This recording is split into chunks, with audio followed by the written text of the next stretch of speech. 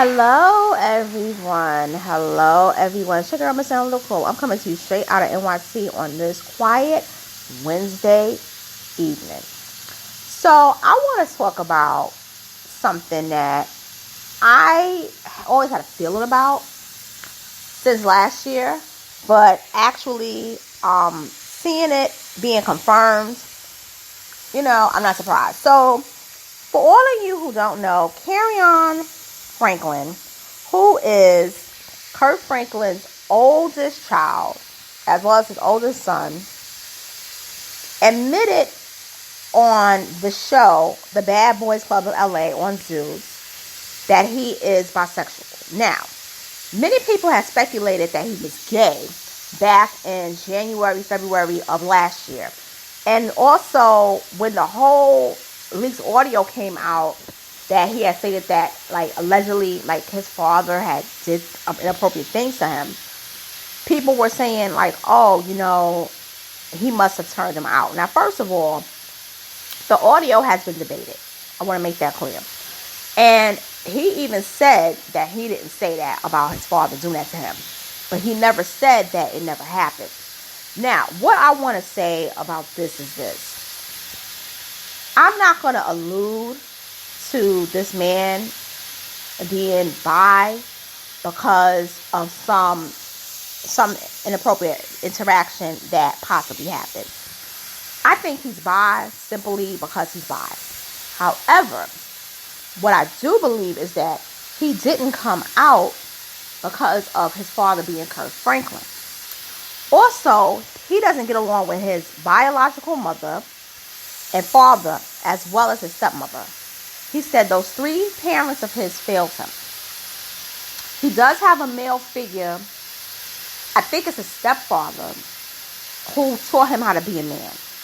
But that's it. Or unless it's maybe another person in his life. I got to go back and hear that again. But people who were supposed to be his parents, they failed him. And I'm going to say this. I watched The Bad Boys Club of LA. And I got to tell you, it's a better show, in my opinion, than the last season of Jocelyn's Cabaret. I was disappointed in it. The first two seasons were good, particularly season 2. But the last season with those girls, the girls she picked, they didn't have the right attitude. They just brought drama, in my opinion. Except for Lexi Blow, the girl Chanel Stowe, and Jordan, Riri, and that's it. But getting back to Kerrion. In the second episode, Kerrion basically was asked about his sexuality. And he was like, whatever, I don't want to mention it. So he got into a fight with a guy named Money, something like that. I forgot his name, Mula. I'm going to call him Mula Mo. So he ends up fighting him. And he basically was saying, it's none of your business. However, this past Sunday episode, he admitted that it was you could say I'm bisexual. I'm bi.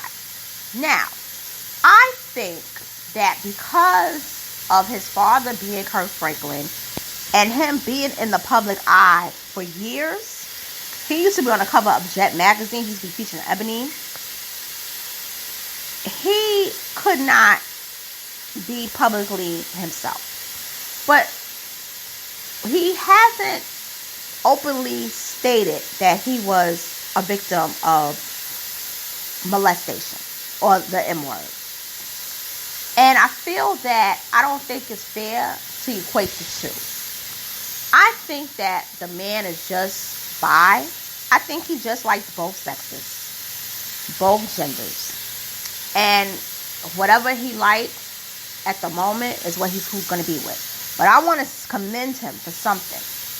He is more honest than his father's ever been about himself. I'm going to say that again. Kerrion Franklin has been more honest about himself than his father. Because I don't care what anyone say. If there's one zesty man in gospel music, it has always been Kirk Franklin. Okay? When you see a man wearing a ruffle blouse, tight jeans with sparkles on it, and shoes, even though he's short, but still, high heel shoes, and you're not Prince, because the one thing about Prince always had women around him.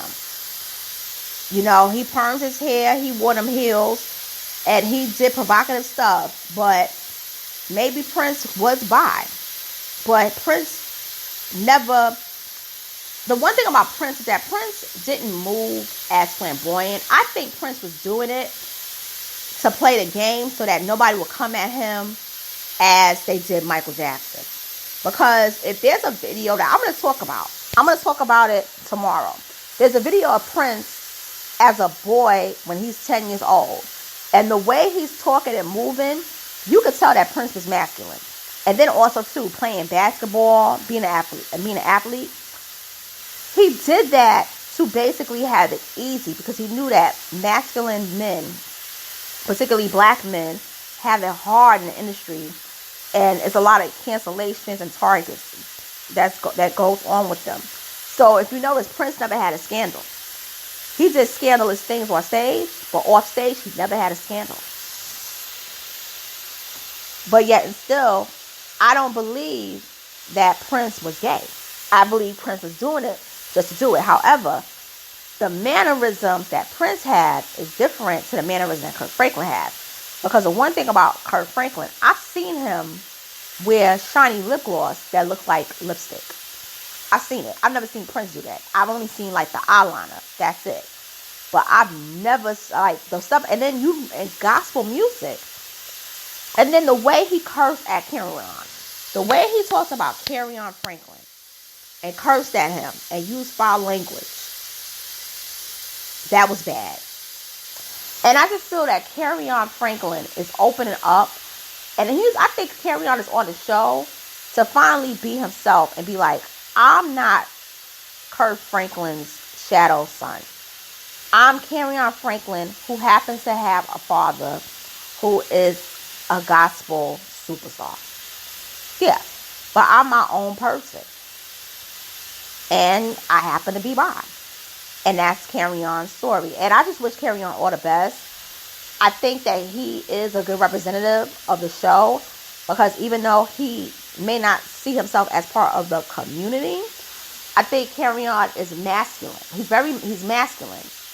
And it's like the whole stereotype of all the men there, like, who are part of the community, they are flamboyant.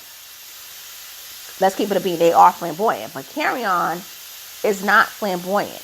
But I do want to say, I feel like, in a way, he was forced by Moolah Mo, not so much Curtis Golden, but Moolah Mo, to come out, because they wanted to know, because everybody else was open about themselves. But he was just being quiet. And he was like, I like what I like. And they didn't like that, because, and I can understand how they felt too, because it's like, if you come into my room and you don't tell me who you are, or if you come around me and you don't tell me who you are as a person, I feel that you may be hiding something. So I need to know who you are as an individual.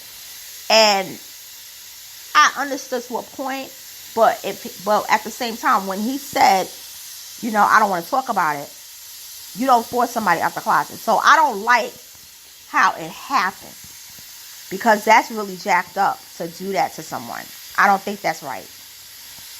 So with that being said, I'm going to sign off on this. I wish Kerrion the best of luck. I like him on the show. And hopefully he can use this opportunity to basically,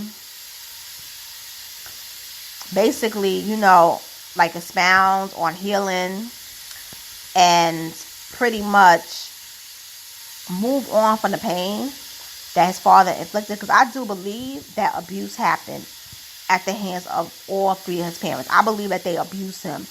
I'm not saying that it was, part of the M, but I do believe that it was very much definitely physical and mental and emotional. And with that being said, it's your girl, Miss Analytical. I'm signing off. Thank you for listening to the commentary, and have a wonderful night. Later.